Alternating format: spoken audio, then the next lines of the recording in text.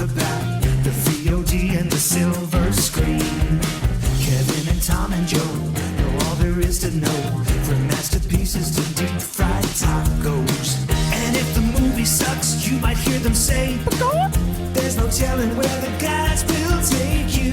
Get ready for a spoiler. Won't say it twice, cause we already warned you. Better watch out, it's gonna ruin the plot. Real spoilers. No way. Real spoilers. I wanted to.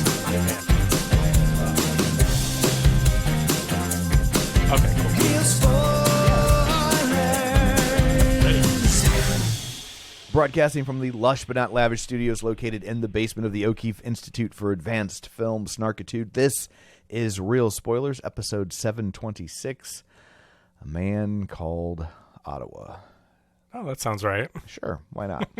So I guess let's go around the table and everyone can introduce themselves. This is Kevin. This is Tom. We are Joe-less this week. So what do you have? His anniversary or something? Something like that. Something like that. Slacker. Shows his dedication to the show. Marriage. Yeah. We've never let personal things get in the way of this show. That's why he's the only one of us who hasn't been divorced. No, we threw it all away for Real Spoilers. Yes.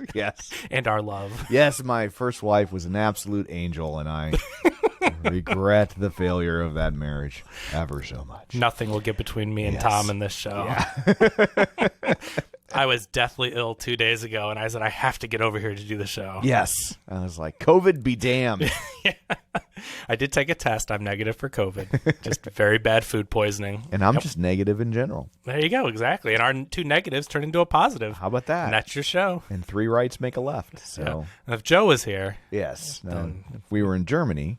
Exactly. You'd make my bunk. So, shameless plugs. Don't forget, we're available on Apple Podcasts, Spotify, Google Podcasts. Wherever you find a podcast, you can find us while you're there. Be sure and follow us so you never miss an episode. Maybe leave us a review so the people that come along after you know that we're worth checking out. Some really nice reviews lately. Yeah, no, it's been nice to see those popping back up again. Yeah, it's nice. I mean, it's always nice to hear your kind words. And then also, in addition, it helps the algorithm. Yeah. The more positive reviews we get, it bumps us up when you're looking for film and television on Apple Podcasts and Spotify for film and all that stuff. Like, those really do mean something. So if you can take a couple of minutes, we love to hear it, and it will help more people find the show. Absolutely. So also, you can find us on Facebook, facebook.com/Real Spoilers. While you're there, like the page, join the group. The group is called the League of Show Sharers. We're hoping maybe you'll share an episode. And some people were kind enough to do that last week, and we read their names. So hopefully we get everybody. We shared it late because Kevin wasn't, Kevin. And so... Sorry, I was over there sick. I wasn't going to post the episode this week, but we had some troll, some guy with like a middle initial on his name, told me that I better get that episode up. So I felt obligated to. So I was sick in bed trying to edit.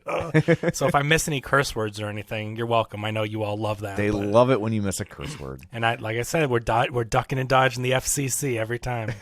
So people who were kind enough to share an episode this week: Julianne Jordan, Chris Valls, Gabrielle Lugo, Tammy Lynn Powers Betts, Travis Tewitt, Chris Magic Man, Lane Levanway, Ralph Tribble, Heather Sachs, We Have a Hulk, Nostalgia Cast, Mike and Oscar, Minorities Report, Geek to Me Radio, Dissect That Film, Binge Movies, Invasion of the Remake, Feelin' Film, Matt Neglia, Ryan Terry, and Colby Mack, and In Session Film. So thank you very much.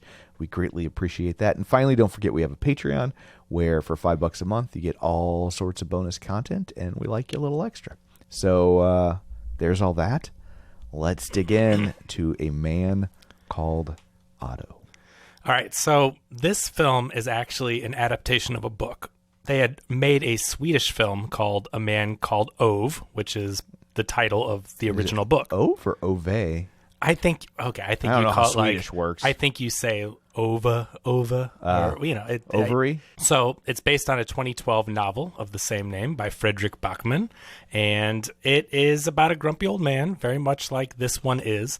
I didn't watch the entire Swedish film. I wanted to watch it, but was tired and sick. But this is, it's an adaptation of a book, so I don't know if you call it a remake in this case or if it is a new adaptation. It's hard to say, but it's a very similar movie. I watched maybe the first 30 minutes, and very similar. Now, I don't know if that's because they're very truthful to the book or if they're, whatever the case may be, but they are very similar. I think casting Tom Hanks was the wrong choice from a movie perspective. From a business perspective, I get it. He's Tom freaking Hanks. And you're saying it's doing well, so I get what they were trying to do.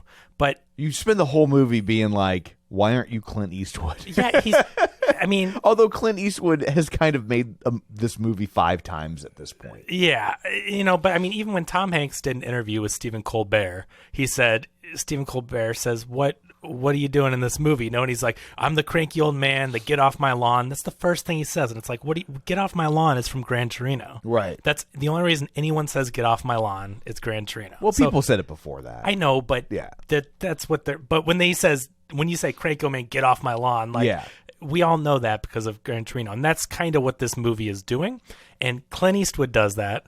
And I can think of a couple other actors that I think would be really good in this role. Tom Hanks is Tom Hanks, and he's a brilliant actor. We all know Tom Hanks is wonderful, but you just see Tom Hanks the whole time, and he's not a cranky old man. And I think that's what stops you from really hating him, because well, he's gonna turn into Tom Hanks here, right? I also wonder, do you think he took this role so his son could get the role? Because his son plays him in the flashback. Okay, I couldn't tell, and in the credits there was a someone Hanks. Yeah, and Truman Hanks. I meant to look it up, and I didn't know. I knew he had Chet, and I knew he obviously had Colin Hanks, who Colin Hanks is the one that looks just like him. Yeah, I know he's older now, so that's probably why they didn't want to do it. But I mean, if you want a young Tom Hanks, right? Colin Hanks looks just like his dad, the facial features and everything. You could see it But I think this kid did though too. If he was a little thinner, I think he'd look. He's not fat. I'm not. But it's like, as somebody who grew up watching Tom Hanks, right? Sure. I've been a Tom Hanks fan since Bosom Buddies in real time. And so he's got the eyes and the mouth. Yeah, you can see it for sure. I just when Colin Hanks was in more movies and you would see him, you'd be like, oh my god, that guy is young Tom Hanks. It just something about him. But I get what you're saying. I could see it, and you wonder. And I had never seen this kid before, Truman Hanks. I mean, he doesn't. You can't. He's not even clickable on Wikipedia. So that's why That's why it was such a surprise to me, because I'm like, Colin Hanks clearly from his acting career. Chet Hanks because TMZ. Yeah, because he's crazy. Yeah, I mean, he's out there for sure. And I've never heard of this kid. But when I saw the flashbacks, I'm like, oh well, maybe that's the one that I saw in the credits. And obviously should have looked it up and meant to, but it was a little bit of a crazy weekend. That was the problem. I love Tom Hanks. I think he's a great actor. But him playing cranky, you just didn't hear it in his voice. He would have these moments where he would put on the grump voice, which he was trying to do grizzled Gran Torino, Clint Eastwood. But then he would have the high-pitched voice. You would keep hearing the Tom Hanks and it's like, that's a fake voice. I didn't believe he was a cranky old man. I just didn't. Yeah, his heart never really fully felt into the mean part of the role. Yeah, so you know who would have been great in this role? Stellan Skarsgård.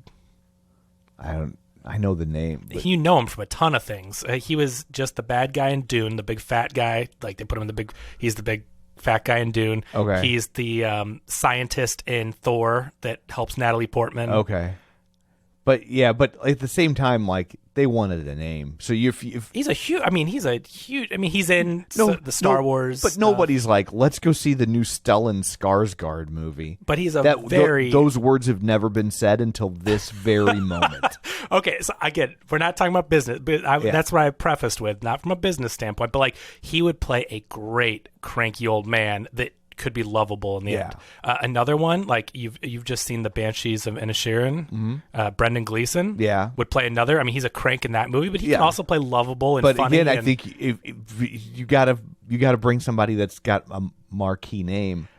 But are we talking about making the movie or I get the business standpoint, but I'm just casting from pretend businesses aside, butts and seats aside. I'm just saying, who would play a good cranky old man that could be redeemable in the end? And I'm thinking of those two actors. They could have done it. Tom Hanks is the actor with a heart of gold. He's just America's dad. He's lovable. He's a great actor. He can kind of disappear. I mean, you always see him as Tom Hanks, but when he plays Sully, he does a good job slipping into that. Yeah. But playing cranky old man, as much as I love Tom Hanks, I just couldn't believe it. There was no truth in that role, and it made me just... You know who who I think would have done a really good version of this. Who's that? That I think could actually, like, he could also get the movie funded. Sure. Billy Bob Thornton. Billy Bob Thornton, yeah. Like, yeah. I could see that working. Okay, yeah. Yeah, he's a really good actor and a name that, I mean, may not be as big of a name now. I mean, I haven't seen him as much now, but he is still a name. I think he just had that TV show that ran for a couple seasons. Okay. I think, Sling Blade, the show. Yeah, exactly. And I mean, is he it's killer? Is he as bankable as Tom Hanks? Well, of course not. There are a few actors who are, right? But I think that's at least a name. Yeah, that could have worked. I know Stellan Skarsgård isn't above the marquee all the time, but that he is a very dependable, very hardworking actor. Like, he's in a ton of stuff. Yeah, I don't think you're giving Stellan Skarsgård as much credit as. Plus, he sires these models of children. I don't know how he does it. Naked fighting on a volcano guy, like, that's his son. Right. Like, I don't know how this guy just pumps out the actor factory. He's got 3 or 4 of these sons. It's just like, what on earth? I mean, I think he's like, the mom is a model or something, Yeah. Like, it's just clearly the it's coming from somewhere. Those Swedish genetics, or whatever. He has these like 6.5-foot blonde, blue-eyed kids. Yeah. But the guy is a brilliant actor, and I think he is someone who plays, like, in those Thor movies. There's a mainstream, people would know him from that as Dr. Selvig, I think is his name, and he's very likable in those movies and friendly with Natalie Portman's character and, like, the mentor type character, and he pops up in the Avengers movies or whatever. Sometimes he Skypes in or whatever. He's around the universe, so people would know him from that. But he has a gravitas to him. I'm not questioning his capability. I just, like I said, from a business standpoint, like... And he's Swedish, too, so it could have been like, oh, here's an actor that we know in American films, and he's a popular in Hollywood. They could have still called him over. Exactly. He would have, to me, embodied that. So that was my biggest complaint with the movie. Aside from that, I think it's a little Hallmarkish. Oh, very much so. The music cues. Yeah. Where I'm like... My wife, who was, like, ugly crying through about 70% of this movie, she's like... It's all the saddest parts of The Notebook. My next line was, the music cues were all right out of a Nicholas Sparks movie. Yeah. And it's like, this isn't a Nicholas Sparks movie. It tonally... No, because it's pro-transgender. Is he I think I'm pretty sure he's... Okay. He's on the right of the spectrum. Okay. Yeah. So that was another thing that threw me off, was throughout this film, you would get these music cues that were like, you're expecting Ryan Gosling and Rachel McAdams to be making out or something. And I'm just like, it's just old, sad Tom Hanks. Like, I'm like, it just, the cues were in a much younger, much more, I mean, I know there's a romantic flashback element to this movie, but tonally, the music felt off from what type of movie this was. So I thought there were really weird music cues. I'm not talking about the score is fine, but the songs, like the original songs. And there was one by, who was the song they kept playing? Bush? No, Kate Bush? Was it Kate Bush? I don't know. See if you can look up who. There was a song that played, and I'm just like, this doesn't fit the movie. I don't know. It felt Hallmarkish. It felt like that kind of manufactured, pulling on the heartstrings, to where I just didn't feel it. It wasn't working for me in a way that, like, I like those type of movies, like movies that have that romantic. A movie that's very similar with flashbacks, if you remember Big Fish, directed by Tim Burton. Yeah. It's one of my favorite Tim Burton movies. And the movie is about the dad. It's narrated by Ewan McGregor. He plays the young dad, and he talks about falling in love, and he's telling these tall tales and all this stuff. They have an estranged relationship, and the dad's basically dying. And he's talking about his romance and falling in love with the wife and all this stuff.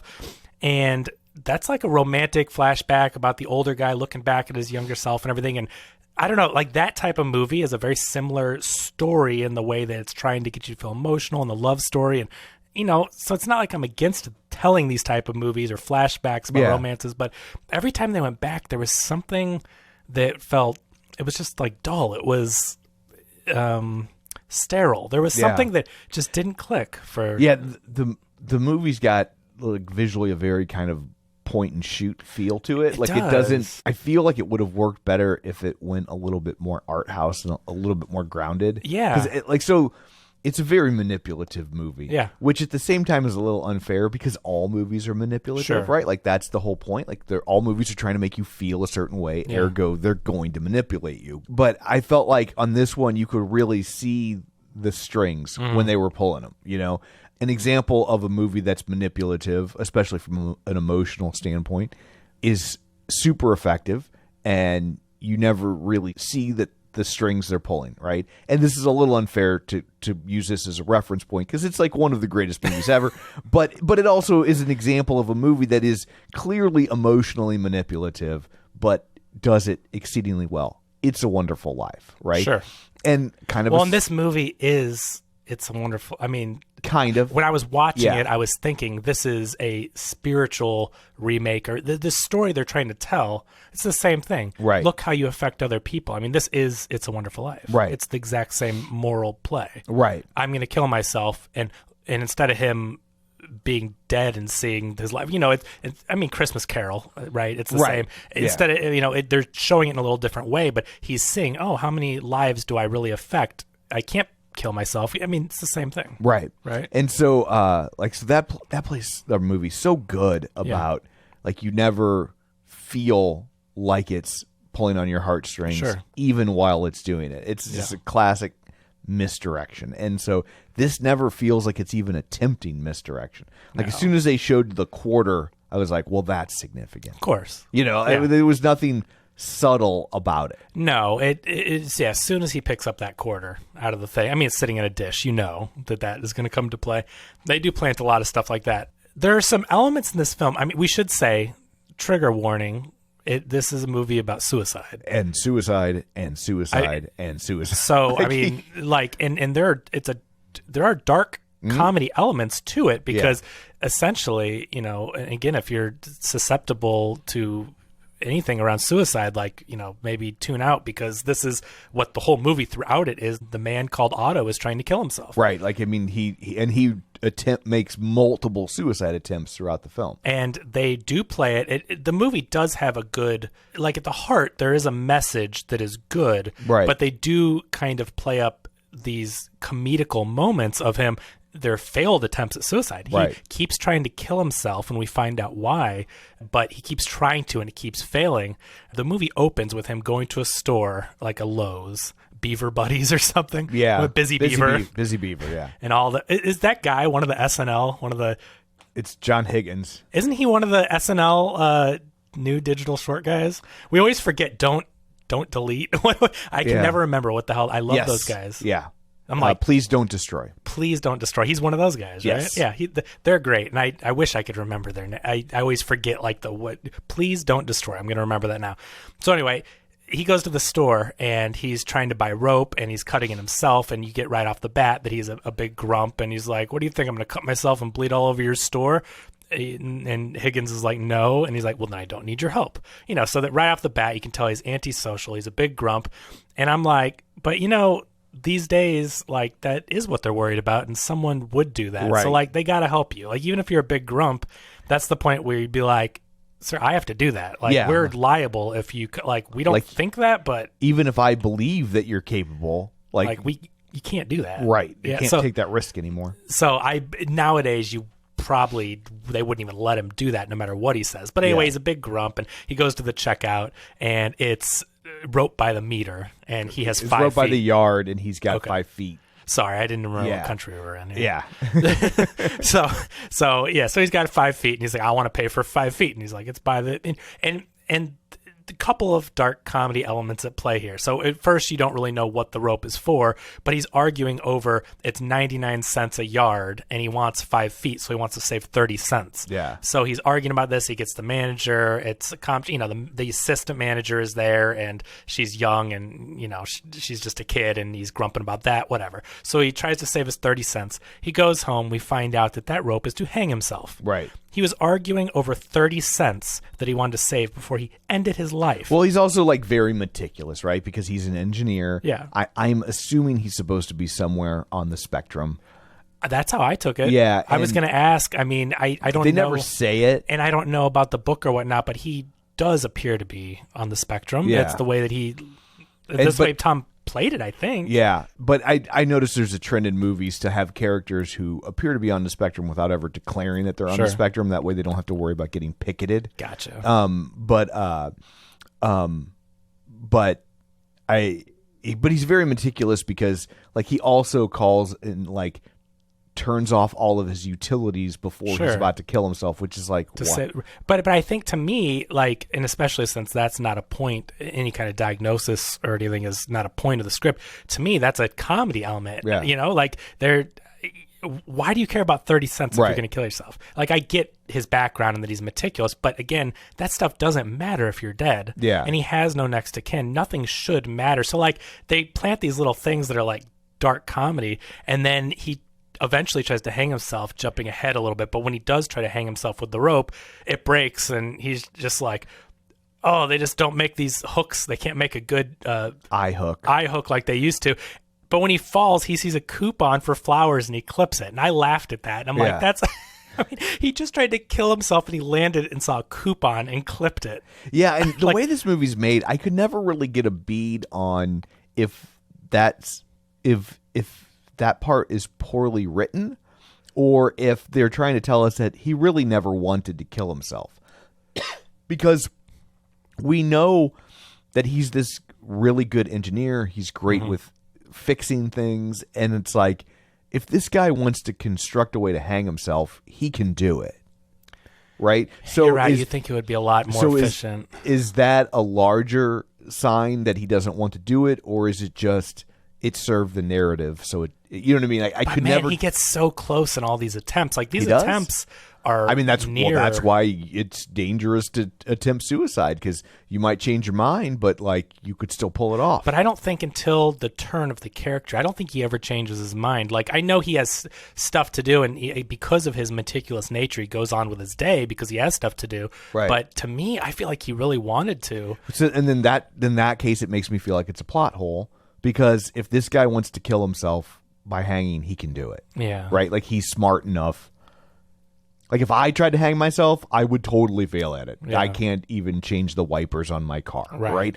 But this guy knows how to do all that stuff. Yeah. And so I don't believe that he would fail. Yeah. But so you have to know that going into this movie that, while, I mean, this is a very similar to It's a Wonderful Life. The story we already touched upon is you have things to live for, even if you experience loss, even if you think you're not valuable. There are people that care about you. There are people that you can make a difference in their life. Yeah. You have reasons to live, even if you don't realize it. So there's a good moral at the core of this story, but there is a lot of him trying to commit suicide. So he tries to hang himself. He tries to go into his car and feed a hose through his window from his exhaust. Tries to jump in front of a train. He tries to shoot himself. Let a train hit him. Eventually, a shotgun that's loaded at his head it misfires, and he escapes it. And he keeps having visions. So what it goes back to is his wife. And so we find out, and this is all playing out of sequence, but if you're listening and you don't care about spoilers or you've seen the movie, then you know where this is going. But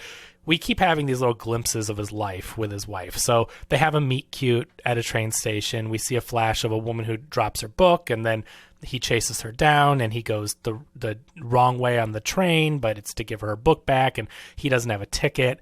He's already having a hard time with life because he doesn't really have anything with his life. I mean, his dad and him don't have a very good relationship except for working on cars. Doesn't know what he wants to do with his life, so he joins the army. He has a heart problem. That's the other manipulative part that I know you're going to talk about. Yeah. Which, I mean, as soon as they said it, I was like, oh, his heart is too big. That's why he's...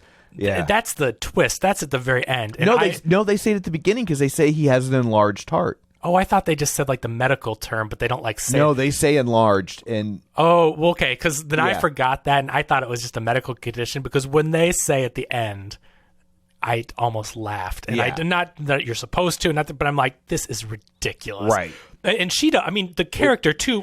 Credit, like the character does, because it's such a ridiculous sounding thing with how the character is. It's like such a cheesy. Oh no, he's a grump, not because his heart is too small. His heart is too big. It's because he loves too much. It's like and there's literally the character for 2 minutes straight. Yeah, laughs. So like I did like that, like her reaction to finding that out. I was also like, as soon as they said he had an enlarged heart, I was just like, ugh. But yeah, that's where they're going with this. Is like, oh, he cares too much. That woman. That the new neighbor that is at the hospital when they say his heart is too big. I thought it was Marisol. Oh, his wife is Sonia. Wife is Sonia. That's right. Mariana Treviño. Yeah. Best part of the movie. She's phenomenal. Yeah, She's she was wonderful. Wonderful actress. Yeah. She's so good in this movie, so likable, so charismatic, going toe-to-toe. I mean, not only with an actor the caliber of Tom Hanks, Yeah. who's a great actor, as we've said, and is For sure. so many great roles.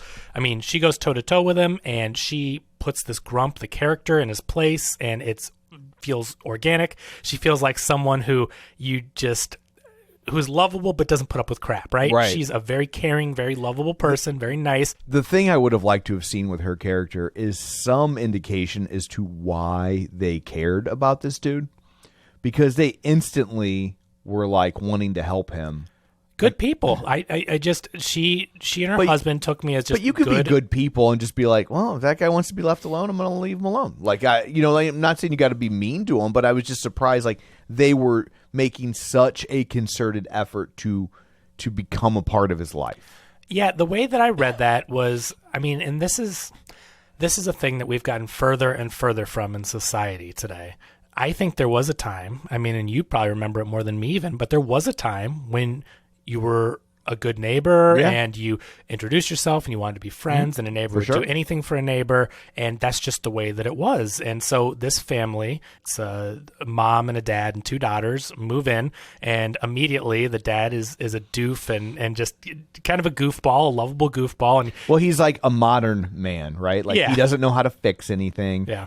But he's IT, so he knows computers. He knows things. He's not dumb, but he's not going to, like when their dishwasher's not working, he's not going to know how to fix that. Right. Like, That's good point. So, but he's a good guy, right? He's just a little bit goofy and doesn't know how to do those things.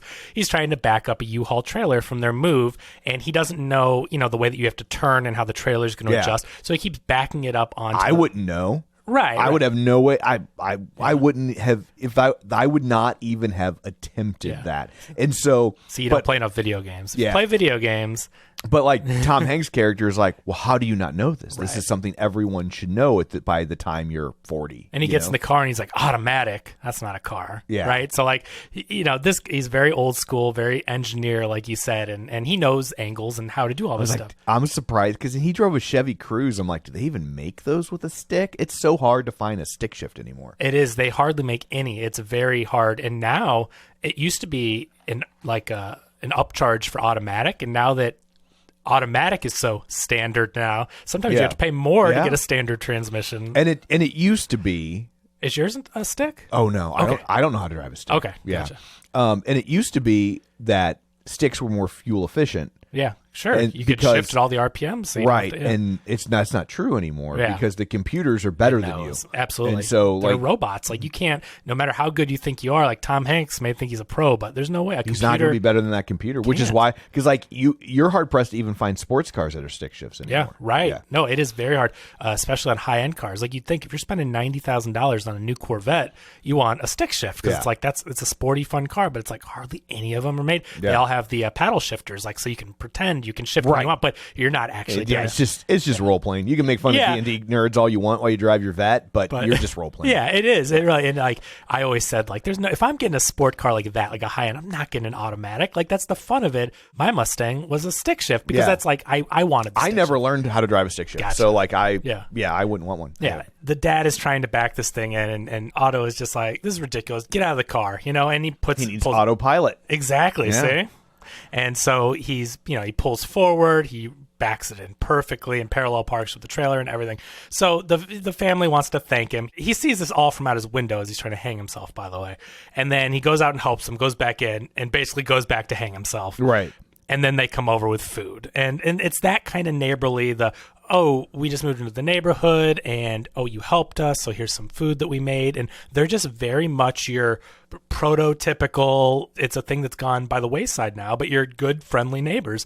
And I think they were good people, and they were clearly the people that Otto needed in his life. And I think the thing to take away from this movie is that you never know what someone's going through, and you should always be friendly and always help when you can, because that little difference may change someone's life. And it may not have been that exact thing because it was just a little thing, like he helped them and they brought him food, and that didn't necessarily change his trajectory. But then then when he helped someone else and he helped someone else and people helped him, I mean, it just kept going. And eventually it got Otto to a point where he no longer wanted to kill himself and he realized he had something to live for. So you never know what difference you'll make in someone's life. And I think that these were just the good people that he needed. And some people are like that, you know, and I know that we don't see it as often. And now I totally get where you'd be like, well, why are they like this? And they never really explain. But it's like, you know what? There used to be a time when people were just good people and it didn't seem like a fictional event, right? Yeah, I mean, I don't know any of my neighbors' names. Yeah, right. Not I one. mean, that's what I mean. You just don't do that anymore, right? And you just it's not the same thing where it used to be. I mean, even when I was growing up, like I know the neighbors' names where at my grandma's house. Mm-hmm. And, you know, I do know one very good neighbor and one neighbor that actually went out and got some stuff for me while I was sick over the weekend. So Tiffany, even though you don't listen, but like, I know her, she's a wonderful neighbor, but like the other ones I don't know. Yeah. You know, and it is very rare now to know your neighbors. And that's the thing. So this seems to be from like an older time and an older way of thinking, but like, there's no reason why it shouldn't be like this. Yeah. We're too busy. We're too wrapped up in ourselves. No one has time for each other. And people, when there's a problem, as evidenced later in this movie, when someone's on the train tracks, they pull out their phone and film. Yeah. Instead of jumping down. And of course it's dangerous, but I mean, instead of helping the person, they film it. Right. And that's the whole thing. And that's the commentary of this movie. Is why aren't people helping each other instead of filming it or walking by or saying, oh, the next person will help, or because everyone thinks that way. Well, someone else will help, someone else will help. And so anyway, it's a very nice example of how people can be to one another. This couple, they're a very nice couple. I like both of them, and the daughters were good. I like this dynamic. Yeah, I mean this movie is elevated by the actors. Like, even though we're kind of bagging on this movie, at the end of the day, I would not call this a bad movie. It's not a bad movie. It's also I don't know that this is really a movie intended for us. This is more a movie that your parents or grandparents are going to go see. That's what I was going to say. And they're going to love it. The casting of Tom Hanks and with I don't know if you'd say cheesy, but the music to me, the music cues were cheesy to me. Yeah. I was thinking about it and I'm like, this is a Frontenac grandparents movie for people who are local. Like this is the art house movie that the older crowd goes to and they're going to love it. And it's a cute movie. I left it feeling like Tom Hanks in the role gets it out of the art house ghetto. Right. Right. If it's your Stellan Skarsgård blockbuster, then it's Frontenac and that's it. Right. If this stars him, it's Best Exotic Marigold Hotel. Right. And so I get it. And that's why from the business perspective, I get casting Tom Hanks just for I wish, and he's a producer on this movie. He and his wife are, and I just wish they would have got someone else to do it. But I get it. You know, they're producers and you said it's making money. So it's made like $43 million. And now it's got a budget of 50, but wow. It's kind of surprising to me for it doesn't seem like it needs a $50 million budget, but I know that I guess his son's got a good start. Yeah, but all the industry stuff I've been reading is just about how they've been surprised at how well it's doing, and it just keeps chugging along. Like it, because movies that target an older demo tends to go to the box office more slowly, right? Literally and figuratively. Right. So like movies that target an older demo normally have a longer shelf life because they don't all just rush out week one like Avengers, right? Like they'll see it slowly over time, especially as they get word of mouth that it was a good movie. Yeah. And so and the thing is that there aren't a lot of movies like this. Sure. And so when you get one, people that want movies like this aren't used to going to the theaters because they don't get movies like this very often. So when they do, if it's well done or well enough done, like it can do decent business, but it's going to be a slow jog to get there. Yeah. But it's at 43. It's been in theaters for about a month. It opened limited release on December 30th, and then I think wide the next week.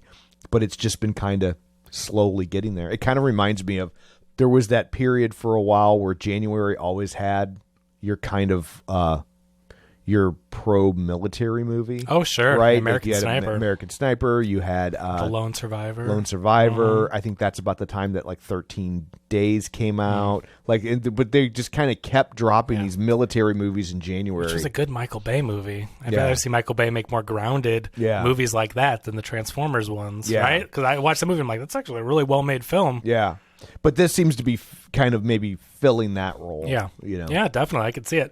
So this was directed by Mark Forster, who has directed a lot of big movies, and some highly acclaimed ones. Monsters Ball, Finding Neverland, Stranger Than Fiction, that one with Will Ferrell. He directed Quantum of Solace, the Bond movie. World War Z, which we know that was kind of a crazy movie. Christopher Robin, the one with Ewan McGregor. Yeah. So he's directed a lot of good stuff. I liked World War Z.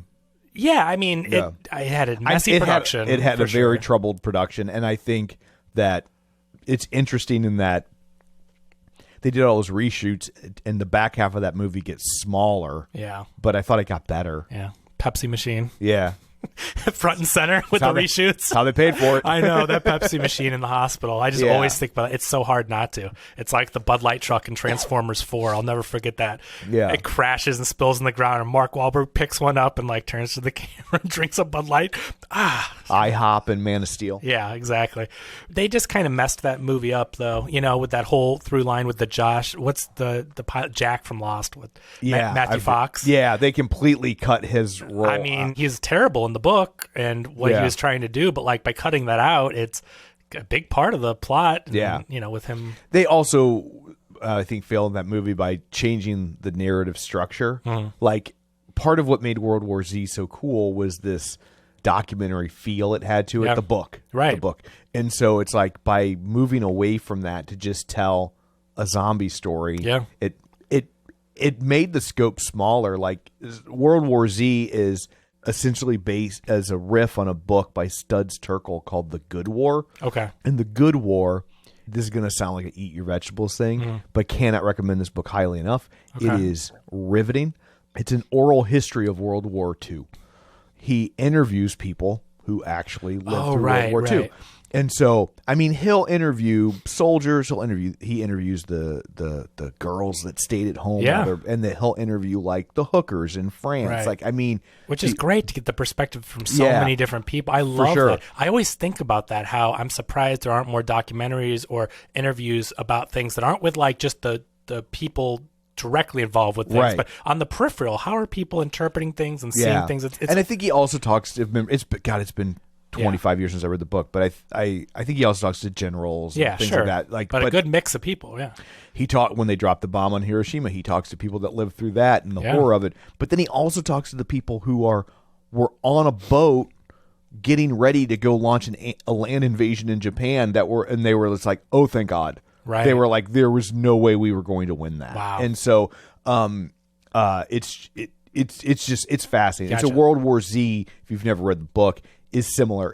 It's like it has these characters that you see, but it's all just their first person account of World War Z, and it toggles back and forth between them throughout the book and crafts this whole story. Well, but that's smart. It makes the story feel epic. Yeah, that's really smart that it's World War Z and it's based on a book about World War II. Right. So that's written by Max Brooks, Mel Brooks' son, who is an author that has written a lot of books. We actually mentioned it last week on the show, but he's written a lot of books. He's a very successful author, and I don't think a lot of people even connect it. It's not like pure nepotism where people are like, oh, that's Mel Brooks' son. Like, a lot of people have no idea that Max Brooks is his son and is an author. Like, they don't really connect the two, and I don't think he uses that connection. It's just not a very, unless you are deep in the know, and if you love Mel Brooks, you're going to know he has a son and whatever. But the general audiences, I don't think, connect the two of them. But he's a successful author. But he does use it to some degree, I have to assume, because in the audiobook for World War Z, one of the main characters is, because the audiobook is really cool because they get different actors to play these roles, right? So as they're toggling back and forth, so you hear the voices pop back up. But one of the actors is Carl Reiner. Oh, that's awesome. Yeah. Sure. I mean, he sure uses his connections, but he at doesn't that seem point, milked. he had made it. Yeah, exactly. And coming up, I didn't know he was an author, and I think until World War Z came out and everything, and I'm just like, wow, that's cool that he doesn't really like milk that as much. Like, he seems to have come to it on a good amount of talent. Yeah. He is talented, and I'm sure he got his foot in the door. But yeah, it's something that not a lot of people know. But check that book out. And I thought the movie was good. It's a shame that it was such a mess and they couldn't continue with it, because I wanted them to keep going for sure. But anyway, so this is him directing that, and I think coming off of Christopher Robin, he's working on smaller projects, doing Bond and World War Z, and then, now back to Christopher Robin. And that was like the worst of the Daniel Craig Bond movies. Agreed. It also happened during the writer's strike. So it's not entirely his fault. And again, that's not a horrible movie, but if you're talking about it compared to I didn't think it was bad, but it wasn't the best for sure. But anyway, he's really good with smaller stuff, and again, this is a very competent movie, so it's fine. I just think that you're right. We're not the audience. I definitely think the older audience going to it that doesn't mind some of the cheesiness and stuff. But anyway, back to the film. So basically, again, this is very much where he keeps trying to kill himself, and he keeps failing. He keeps getting interrupted, but he's interrupted by people that need his help. Yeah, and there's other neighbors that we don't know why yet. We eventually find out why, but he's not as close to a lot of his neighbors, and they don't bother him like they used to because of something that happens in his past. One of these sets of neighbors that he and the wife were really close friends with, he and Sonia were friends with. One of them has, what does the husband have? Do they say he just has some form of dementia, but I don't know that they ever. Yeah, he doesn't. He's like staring off in the distance. He doesn't move. He doesn't talk. The wife says he had a stroke, according to Wikipedia. He's in there, but he doesn't interact or anything. So basically, and the wife, we find out, has Parkinson's. Yeah. So we don't find out right away, but their son, they're estranged from, but the son had coerced the wife, we find out, into giving him power of attorney, and he wants to put the dad in a home. Yeah, he wants to move the dad to assisted living facility and then sell the house because real estate developers want this land. Yeah, so and throughout the whole movie, you see these Mike Birbiglia. I like Mike Birbiglia. Yeah. He's funny. He plays, and he always ends up playing weasels in movies. He's great. He's such a nice guy, and he's so funny. But he does play these characters, and he's really good at it. He played a character just like this in Orange Is the New Black. Oh, did he? Okay, yeah. I didn't watch that. That's funny. He's been in a couple of good. He's directed a couple of movies that are pretty good.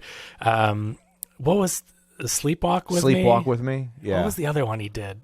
It was about an improv team or actors. Okay. I don't remember. Yeah. Okay. So anyway, Mike Birbiglia plays the Weasley real estate guy. He's always driving through the neighborhood, and Otto is like, you can't drive through this street without a permit, and he's a jerk, and he's throwing cigarette butts on the ground, and Otto is very meticulous picking those up and sorting the recycling and everything. But they're trying to come in here and clear out all these places and whatever, build huge condos. And so that's going on, and he's been estranged from this couple, and by the end of the movie find out about her Parkinson's, and he's like, oh, she would have told me about this. This was a very odd reveal for me. Really? Why is that? Because if a movie doesn't tell me otherwise, I assume it's taking place in the year that I'm watching it. Oh, sure. And so when they reveal that she has Parkinson's, and he's like, no, Sonia, they were like, oh, they told your wife. And he's like, no, Sonia would have told me like a year ago. No, and I was like, wait, a year ago?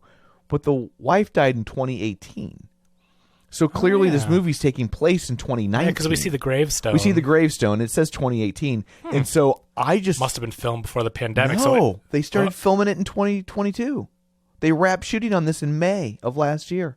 I looked it up. Why did they set it a few years ago? And then tell you. Yeah, because I spent... Because when they said, we told your wife this, and I was like, oh, so she's had it for like, 4 years at least. And then they were like, well, no, this was just last year. Yeah. And then I was like, and then I thought, like, there's going to be some sort of big switcheroo with, like, how the timing of this film is structured. And instead, it's just, no, this just happens to be taking place 3 years ago. But they've never, if they did anything to allude to that. Okay, yeah, no, I didn't even realize that. And that's funny. I wasn't paying so much attention to the gravestones and all that. I mean, I saw the dates, but it never even clicked. But yeah, and then, because then at the end, a spoiler, when Otto dies, like, his gravestone says 22, like October 17th, 2022. So he lived in like another 3 years. Oh, maybe that's why they did it, because once they all become friends, they have some more time together. Then put 2025.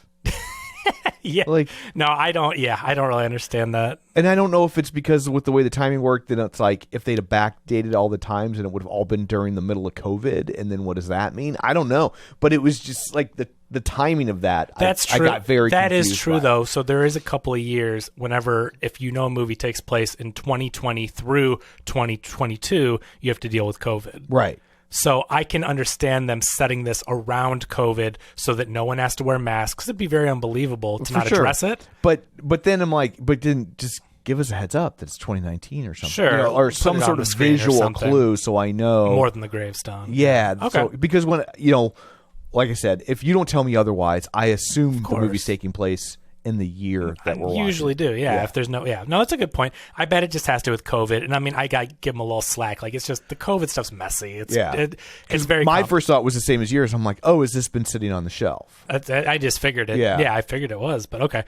So anyway, so he ends up helping those neighbors, and again, we're jumping around, but like these are the different people he helps. So once he starts helping people and through all the failed suicide attempts, he ends up helping them with the real estate people. He helps someone, like you said, when someone falls on the train track. So he keeps getting closer and closer. Like his suicide attempts become more serious, it would seem. So he tries to hang himself in the Hook Falls.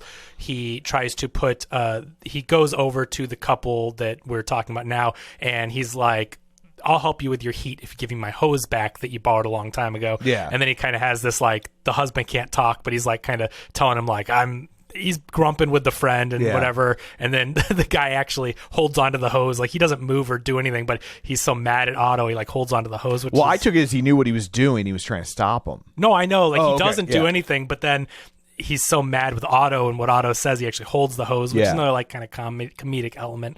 But he gets the hose back, and he wants the hose because he's going to run his car in the garage and pipe the exhaust into his car. Yeah.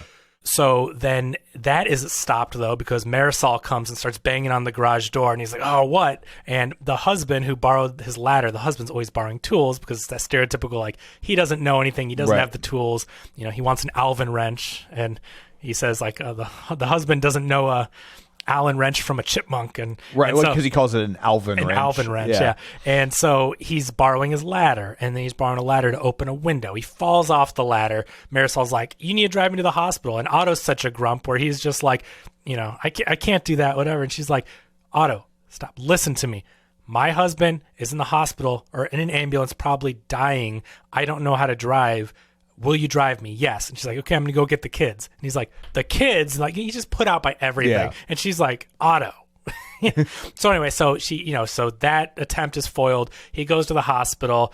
These kids kind of bring out something in him. And, you know, obviously, again, it's very manipulative in that way. You can see children are a point of stress. There's something surrounding children in his life. Come to find out, one of the flashbacks shows us that the two, Otto and Sonia, are on a trip. They're vacationing while she's 6 months pregnant or something. Yeah. And they want to take one big last trip. They go to Niagara Falls. On the way back, they're in a bus. Otto goes to use the restroom. He walks back there, and we see the bus gets in a crash, and he's falling, tumbling around in the bathroom. He gets out, and there's luggage everywhere, and the bus is a mess, and people are all laying around, and come to find out the wife was paralyzed. Yeah, she's severely injured. We don't know if she's going to make it at this point or not, but when we're in the hospital we find out she does, but she's paralyzed and she lost the baby. So and instantly lost all of the baby weight. That's true. I get that, just wanted to send the signal that she lost the baby, but she looked like right, they didn't. She had never been pregnant. They didn't really address it. Yeah. So we find out he's got this crib that he made, and it's that they're pulling on your heartstrings in the flashback. They made this room, and he made this crib and everything, and so it's in his house, and it's all wrapped up, and he's kept it all this year. So children, obviously, it's very meaningful to him, and is a huge part of why he is the way he is because he lost this child, and so the children, when he's at the hospital with this family, start to bring out some life in him. He's reading to them, and he's grumping, but like he can't be grumpy around them. He starts to do voices, and it's the first time you really see Otto start to act friendly in this way. And there's this clown, the hospital clown, volunteer clown, and as soon as he says, I need to borrow a coin, I'm like, oh God, this can't be good. You know how important this coin is to Otto, and so he says, I need this back. So the clown borrows the coin, and it disappears, and he pulls a coin out of his ear, gives it to Otto, and then Otto looks at it, and this is supposed to be a 1964 quarter that's still made out of silver that his wife had given him when they first met. It's very sentimental. On the train, she pays for his ticket because he doesn't have enough money because he's a poor kid that didn't get into the army, doesn't have a job, and so she says, keep the change from the ticket, and it's filthy animal. Yeah, that's exactly. And so he keeps his quarter with him. She goes, oh, it's lucky, and so he has kept it with him every day he leaves the house. He brings it with him. So anyway, he gets into a fight with the clown, and they're all like Grandpa Otto hit the clown. Yeah, he punched the clown. Yeah. And anyway, it doesn't get arrested or anything, but like, he's in trouble for it. And it's this comedic moment. He gets his coin back. But it starts to bring out this thing in Otto. And so more and more life starts to come into Otto. This is also very similar to me. It's not the same story at all, but there's a movie called A Single Man with Colin Firth. Have you seen that? Yeah. I love this movie. It's directed by Tom Ford, the fashion designer. It's an amazing movie. Director of Nocturnal Animals, who I know. So he's batting 500. I know.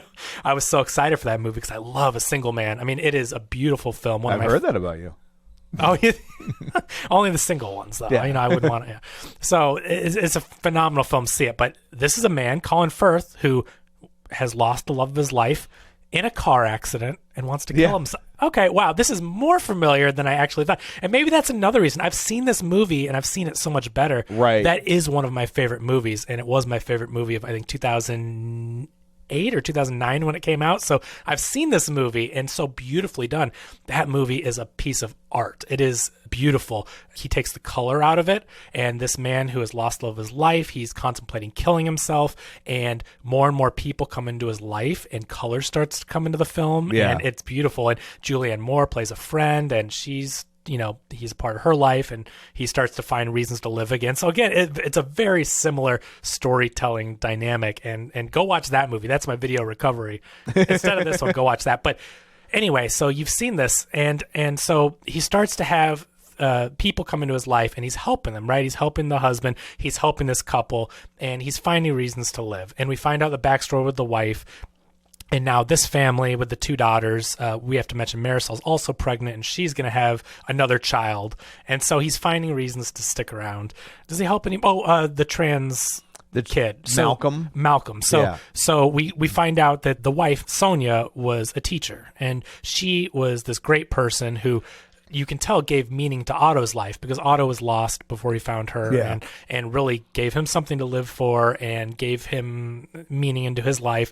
And she just kept on helping people, became a teacher.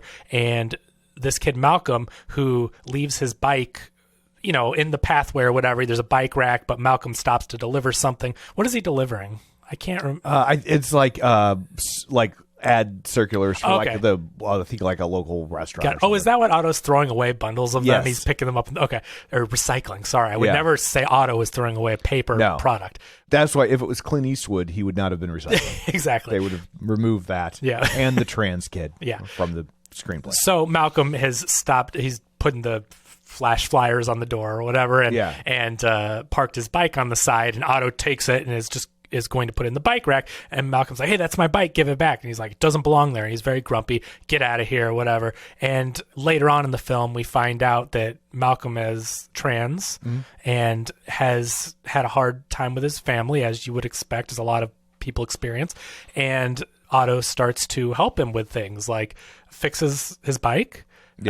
He has a falling out with his dad, Malcolm does. And so, which I thought was a little hard to believe that wouldn't have happened sooner already, right? Like, it's because he's clearly very deep into his transition process. So I think the dad would have already, if the dad was going to kick him out, I feel like that would have already occurred. Yeah, I mean, I took this as Malcolm was having a lot of trouble, and maybe it had happened, and then somehow he was able to go, like, it was on the rocks. And I think another event happened where they got in an argument, and the dad said, get out of my house. Right. Yeah. Like it didn't seem like things were great at all for Malcolm before this point. And I think it was just another event. But at this time, maybe one of many times, Malcolm was kicked out of the house and had nowhere to stay.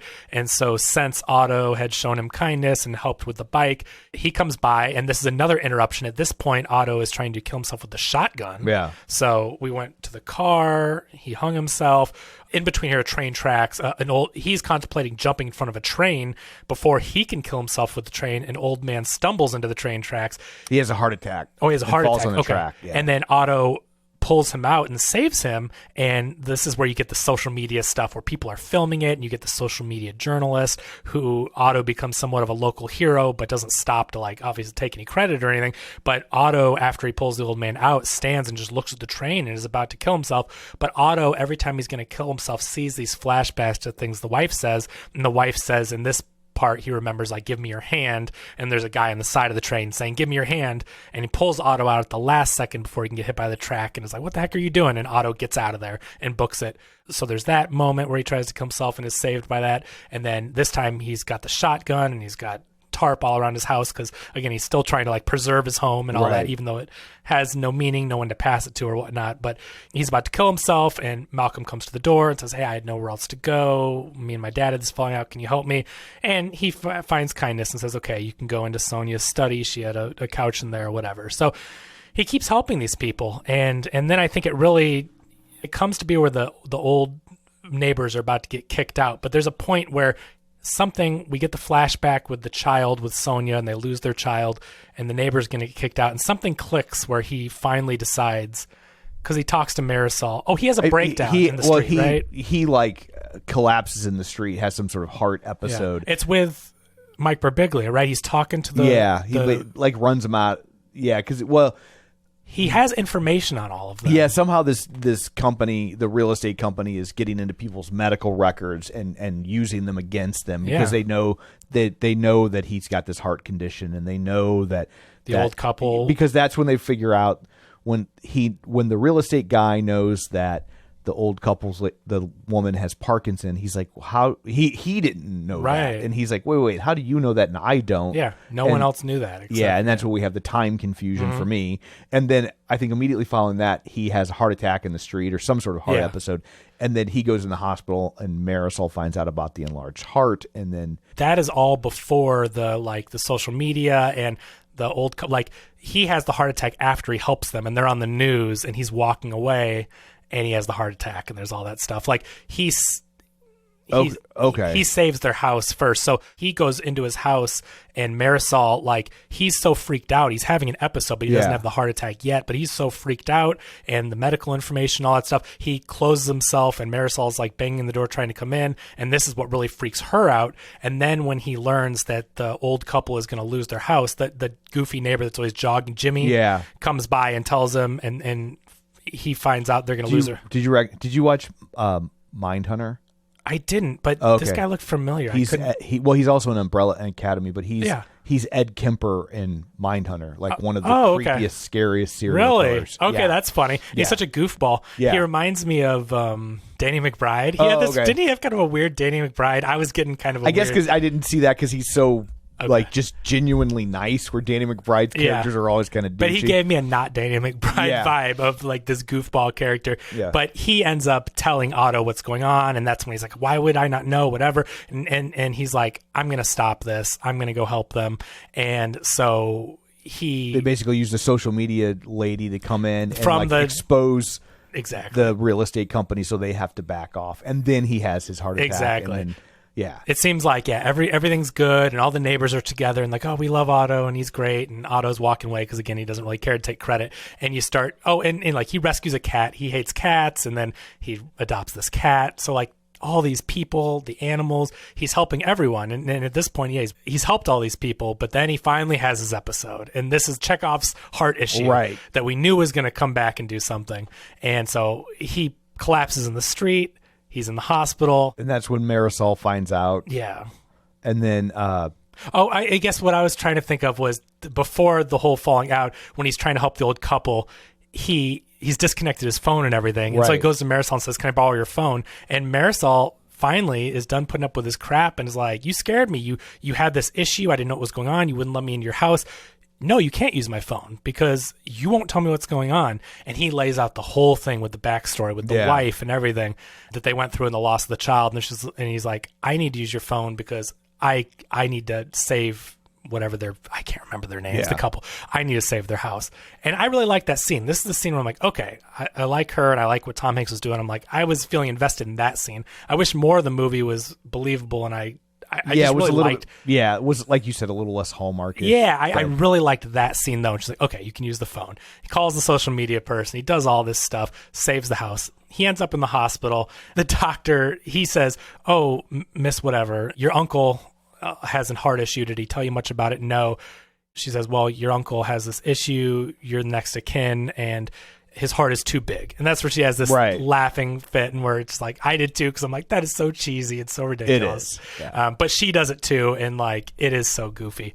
But she has that fit, and the doctor's like, what? And after that, basically, he comes home and everybody gets along. She goes into labor at the hospital. And I liked the doctor's like, oh, I'm a heart surgeon or whatever. Like, I'm going to call the right people. But Otto pops up. And this is another part that bugged me throughout the movie. And I saw it here in the hospital. There's funny moments in this movie, and there's nothing wrong with a movie having levity, but tonally, the movie had this weird thing where I'm like, I liked the comedy, but it also took itself so seriously at parts. And that's a difficult thing to pull off. It's like, because this movie very much reminds me of As Good as It Gets. Yeah. Or Terms of Endearment, even, which is both James L. Brooks movies. Balancing the dramatic and the comedy is a very hard thing to do. Yeah. I think Tim Burton does it very well in Big Fish. There are very funny moments in that movie, but very heartfelt moments. And that's the problem, is I felt that this director, Mark Forster, who has made good films, but I didn't think his balance of the dramatic and the comedic was on point. And so there were was times jarring. where I was unsure if it was supposed to be funny. Right? And it's like, and especially when you're dealing with such serious stuff, how do you, and it is a hard balancing act. I'm not saying it's easy to do, but if you're going to have a movie that's full of this character committing suicide, and then you kind of underplay it with there's always some kind of a moment that like underplays the seriousness,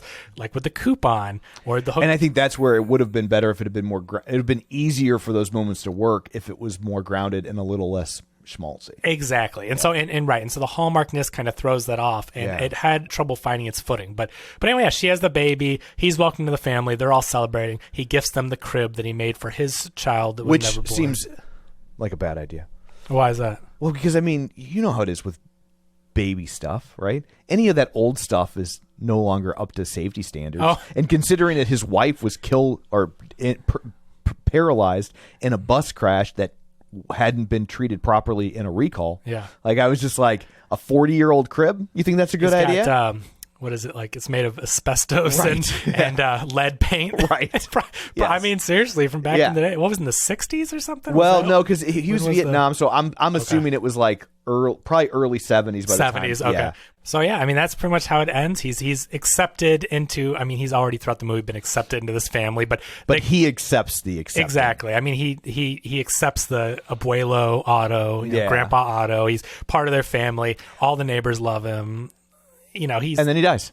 And then he dies, which apparently is a couple years later. So he's had like some time to... It's October 17th, 2022, I think is what the tombstone said. So 2020 to 2022. So he had like 3 years. So, because the wife died in 18. Oh, 18. And he said it'd been a year. Right. I thought it was 19. Yeah. I'm sorry. Right. So, and so he had roughly 3 years. So he helped all the he's... And of course he left a note behind. Yes. That, you know.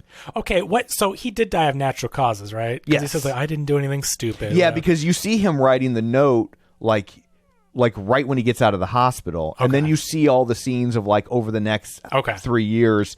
But he left that note there knowing that they would find it whenever, like, because he didn't have a way to, so basically, it's not a will. So, well, I guess he did have a will, but he's saying, like, here's what you need to do to take care of my cat. Yeah. Here's what you got to do. Like, and he gives, which was cute. Don't let your idiot husband near the Chevy. Right. Yeah. He gives her the car. Did he buy Malcolm a car? Or so I took it as he gave Malcolm the Chevy Cruze, and then he went out and bought a big truck. Okay. But Malcolm wanted a Volkswagen, right? Did he say sell it to get a Volkswagen? He said I saved you from the Volkswagen. Oh, I saved. Okay. Sorry. I at this point, I don't know what I heard all that, but I guess missed a little detail there. Okay. So yeah, gives Malcolm the old car, buys the big truck that he wanted, and then, like, you know, he eventually gifts the family the truck, or gifts the wife, Marisol, the truck. But says the husband can't drive it. Don't let him near it. And it's cute. You know, like, that's funny. And he basically leaves all his money to them. Yeah. The house is yours. And because they were renting. When they moved in, they were just renting, and now they own this place. He was just like, but you just can't sell it to the real estate idiots. Yeah.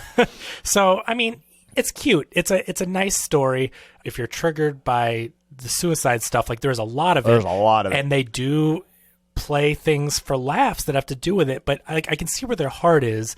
But that's a tricky thing, I think, nowadays when I'm watching it. I'm like, because the trying to balance being sensitive around the issue, but, you know, with the points they're trying to make of, you know, don't do this. You have stuff to live for. But it's just weird this day and age. Like, I think it's a very hard juggling act. I don't think they could quite find the balancing act, but I do think their heart was in the right place. The moral of the story is a good one. It is like some of the other movies we've mentioned in the past. I mean, basically It's a Wonderful Life. Right. It's A Christmas Carol. You have things to live for. You have people to live for. No matter how much you think that people don't notice you or that you don't make a difference, you do. And look at the impact you can have on people's lives. Be kind to one another.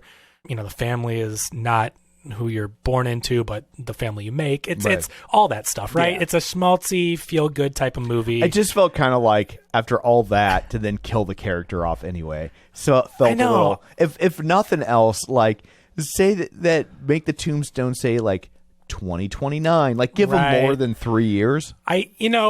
The way that I took that, and I totally agree, because why if you're going to keep them alive? But, like, the whole thing I took it of it is, like, it's not your time to go, right? Like, you're going to be with your wife. The whole, he's always saying, like, he believes that he's going to kill himself to be with the wife. She was his only reason to live. He's going to go be with her. He says it toward the end of the movie. I was going to go be with her, when he finally admits it to Marisol, I think.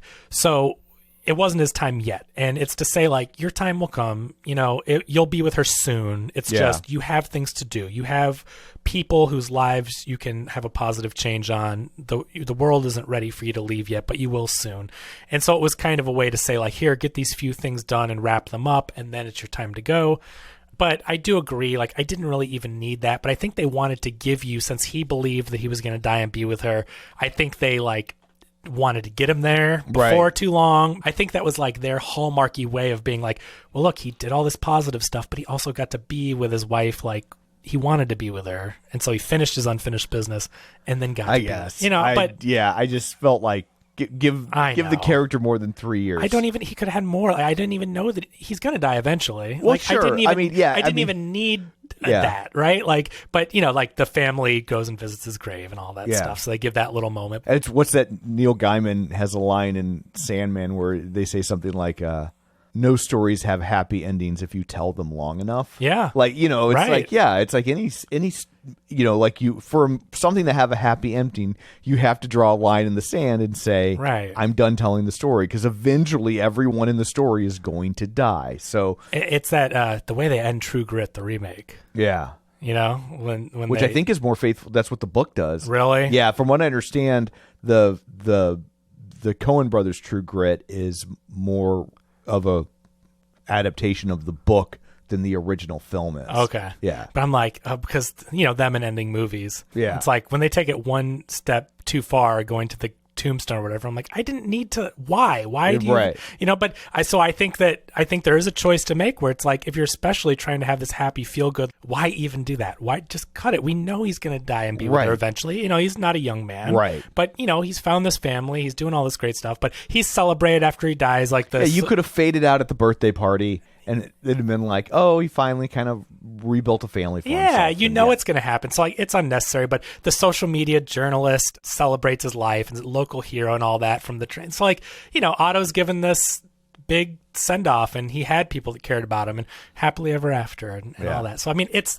schmaltzy. It's cutesy. I think it does trudge into that Hallmark territory. If you don't mind a movie like that, then it's perfectly serviceable. But I think you cast someone that is a little bit more believable as a grump, and I think that it would have been more effective. Yeah, I definitely think casting someone. I think 20 years ago this would have been Jack Nicholson. Yeah, Jack Nicholson could do it. Yeah, I agree. I guess that's it for this one. Let's go around the table and everyone can say where to find them. This is Joe. This is Kevin. Follow me on Twitter at KevinRBrackett. And this is Tom. You can follow me on Twitter at Roger Kubert or on Facebook at facebook.com/Tom O'Keefe. You can find the show online, facebook.com/Real Spoilers. While you're there, like the page, join the group. And, of course, don't forget to check out our Patreon, patreon.com/Real Spoilers. And they'll have a little wait on the Steamboat Willie shirts. Yes. It's January 2024. So we have 1 year. Oh, we got one more year? 1 year. So they were announcing it because it was 1 year away. Oh. So we have 1 year of planning, and then wait for the Real Spoilers Steamboat Willie collab. Yes. So anyway, that's it for this one. Until next time, Sonny hires Marlin to kill him. Get ready for a spoiler. Won't say it twice, 'cause we already warned you.